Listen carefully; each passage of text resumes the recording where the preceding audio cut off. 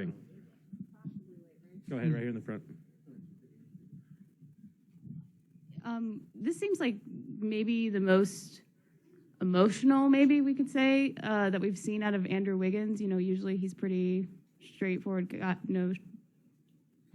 guy, but he's like staring down guys more, being more expressive on the court. How much do you guys feed off of that energy that he's kind of providing?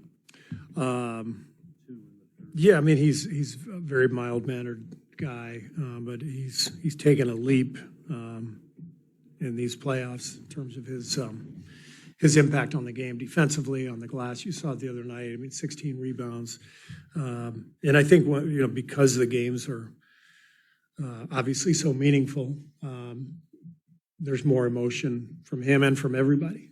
So the biggest thing is he's a two-way player. You got to have two-way guys to make it this far and to succeed, and he has just grown by leaps and bounds over the last couple of years, and it's really fun to watch that growth. Hey, Coach. Colin Ward, Henninger, CBS Sports. You always talk about, well, not just you, your whole team, talk about coming out, having to play with force, having to have the right energy. You did a better job with that in Game 2 and Game 4 than you did in the other games. I'm curious, as a coach, early in the game, what are the indicators that you look for to see that you're playing with that necessary force? Yeah, boxing out is one of them, ball pressure, defensively, rotations. You can just tell, are you a step early or a step late? And I think that's pretty much a common theme throughout the playoffs in every matchup. I mentioned, watching the Miami-Boston series, it was like almost automatic, whichever team lost came back and punched the other team in the mouth the next game, and it kept going back and forth. And I just think that, especially as you get deeper in the playoffs, teams are so evenly matched, and the games are physical and intense. Even the slightest edge in terms of, that force and energy makes a big difference. Dan, here in front. Hey, Steve, tomorrow is the 3-year anniversary of your guys' elimination against Toronto and also of Clay's ACL injury. And I'm wondering if you could just remember your emotions that night, not only about being eliminated, but also, the devastating injury and just the perspective. Here we are 3 years later and you've got a Game 5 on the same day. Yeah, that seems like a long time ago. It was a really strange time for me because I obviously was just devastated for Clay coming on the heels of Kevin's injury. It just felt like we got wiped out just in, back-to-back games. And we were already, really emotionally tired at that point from the 5-year run. And I also felt this immense pride in our guys' effort and, almost sending that series back to Toronto to a Game 7. So there were all these emotions, but the overriding factors were the injuries to Clay and Kevin. It was just devastating and really hard to see them suffering. And but yeah, that was a long time ago. Good to be back here. Joe, second row. So you made a lineup change the other night. Did you see what you wanted out of Otto? And Looney seemed to dominate, coming off the bench. So is this something you stick with? I'm not going to give that away. I don't like to talk about starting lineups before games. So, part of this series for us and part of the whole playoffs, frankly, has been trying to figure out rotations. We didn't have our whole team together until the Game 1 of the Denver series. And then Gary got hurt. Andre got hurt. And so it feels like almost every series we have had to search a little bit for combinations and for substitution patterns. And so I'll leave it at that. But yeah, it's very different from teams we had in the past where there might have been one decision to make. Are we going to play JaVale McGee or Zaza Pachulia? But the kind of the core the big minutes were going to be played by the same guys.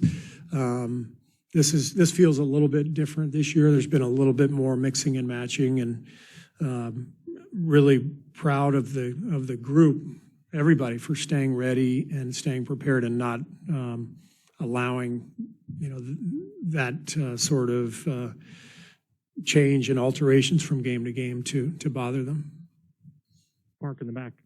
Hey, Steve. I was wondering, through the course of the day-to-day with Steph, what jumps out to you with what he does with his conditioning work that enables him to always be in tip-top shape? Just the consistency of his routine. It's like a metronome. I mean, every day it's the exact same thing. He's in the training room, he's in the weight room, he's on the court. And there's, it's clockwork, but there's also a sense of joy and energy within that work. He enjoys it so much. He loves the process.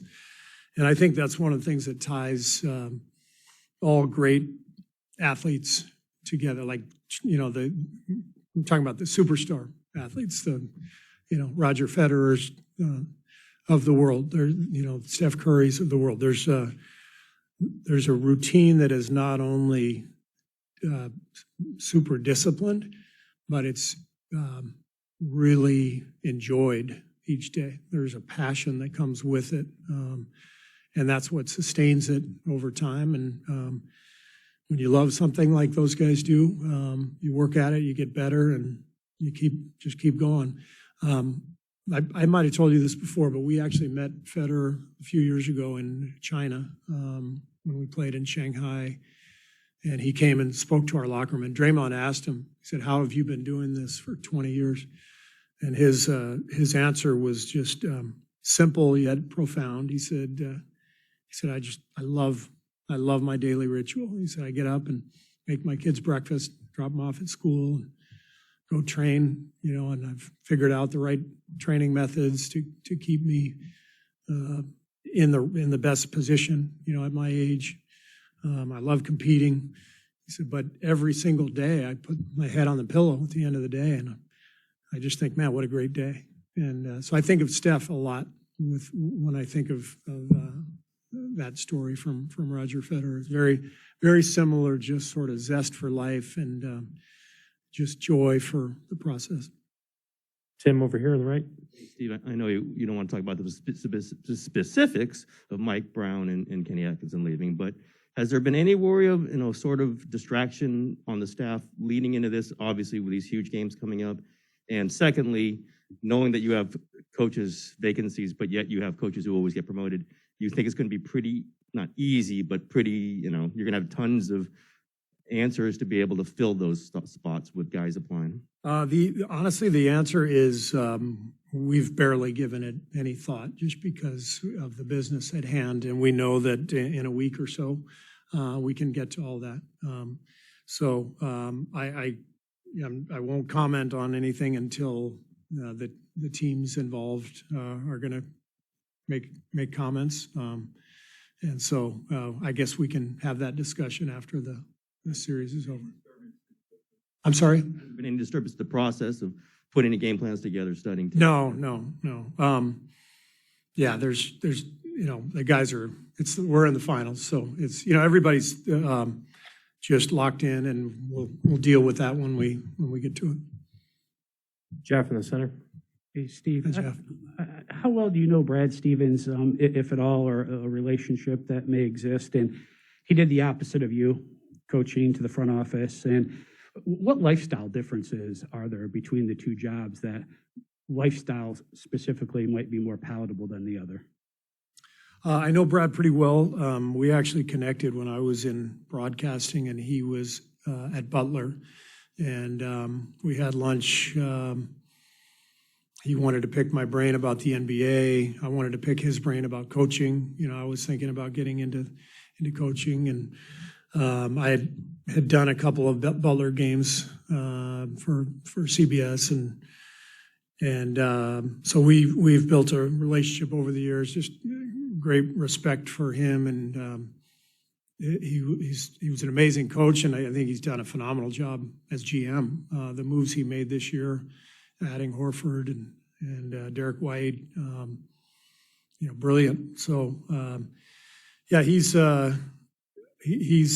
somebody I think who has figured out what he wants at this stage in his life, and that's what we all have to figure out in this business. I was able to hold off on coaching until my kids were pretty much done with high school, and that's the way I wanted it. And I think he was sort of the opposite. While he was coaching, his kids were pretty young, and I know he's got a lot more time with them now, which is important for him. So you just have to figure out your own existence and what you want within that. And I think he's done a good job of that. Again, in the back. Steve, when you look at the video of the previous games, how do you feel about the quality of shots you guys are getting, especially in the half court? A lot of good ones and some bad ones. And that's kind of what we spend when we're, go through our offensive stuff and our adjustments. We're trying to create more good ones. But we had a lot of good looks the other night. I saw the stat. I can't remember what it was, but on our uncontested threes, we actually didn't shoot the ball that well. But we got a lot of them, and that was a good sign. But there's some things we can do better for sure, and to try to create open looks. The last two, Janie, and then over here, Anthony. Hi, Steve. I know Draymond doesn't typically need any motivating necessarily, but have you challenged him in any way ahead of this next game? Just anything that, Nope. No. No, Yep. Draymond's Draymond. He's gonna bring it every night, and I think the thing that maybe got lost the other night is how good he was, down the stretch, and he ends up the game with 4 steals. He was brilliant defensively. He did what we needed to do to win the game. Everybody's locked in on his scoring. Scoring has always been kind of the last thing that we need from him. We need his defense, his energy, his force, his competitiveness, and down the stretch of the game, he made huge plays at both ends. Anthony, last one. Yeah, along those lines, though, on the offensive end with him, I mean, this is obviously a difficult matchup, the shot blocking, the length, how they're playing him. What ideally do you need from him offensively better? Well, there's some details, things that we've seen on tape that we feel like we can do, and obviously not gonna say them here, but I think there's an awareness that and a respect for their defense, just like Memphis, with all the shot blocking Memphis had. There's a similar theme in that we can't play in a crowd. And this is as a 5-man unit. We've got to figure out what that means. How do we create spacing, and where do we need to be? Where does each guy need to be in order to thwart, some of that shot blocking and congestion in the paint? Thanks, Coach. All right, thank you.